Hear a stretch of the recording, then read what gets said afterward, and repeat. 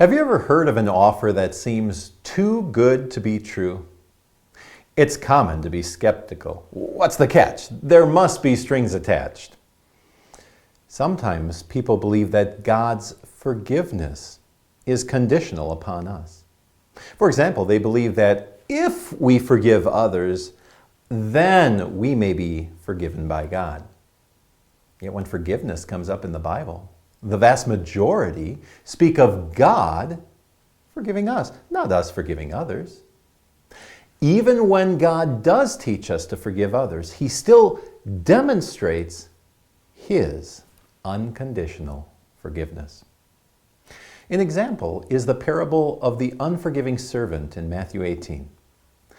The servant has a massive debt. It was about 50 tons of gold. He could never repay it, and he didn't have to. He fell at the king's mercy, and the debt was immediately forgiven. There were no conditions.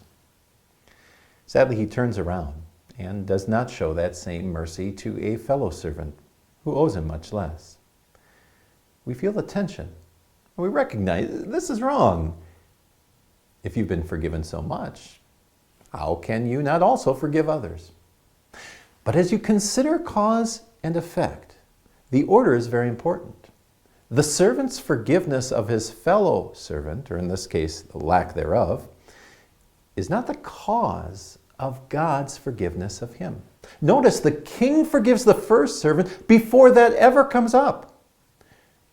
God's forgiveness is the cause. And the effect, at least for those who believe that they have been forgiven, is that we forgive others.